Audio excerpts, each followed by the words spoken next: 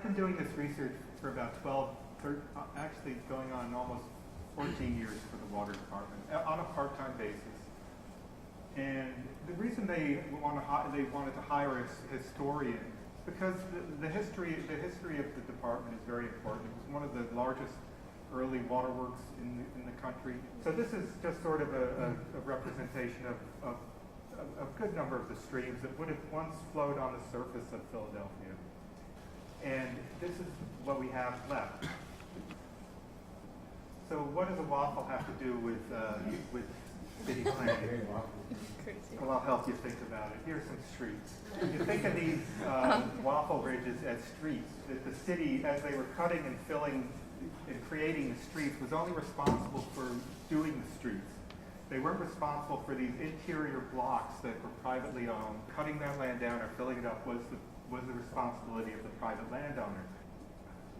What happens when water or syrup falls in those low ground? It fills up. There's no place for it to go. For as long as the city was expanding in this way into the 20th century, they were always dealing with these stagnant pools of water. In 1866, all the sewers in this neighborhood are emptying into this creek. That was the standard practice. The city engineer had written a report saying we need to put Mill Creek underground. This is going to get polluted.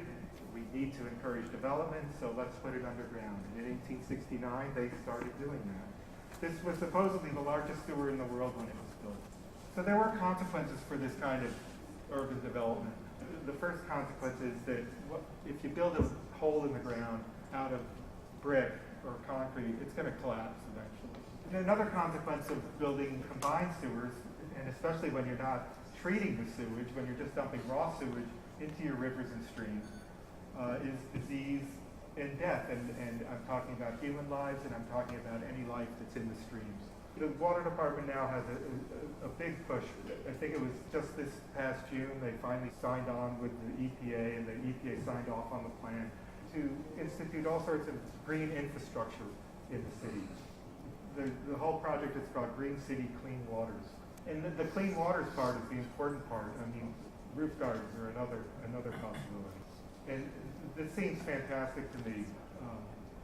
Little by little, I hope it happens.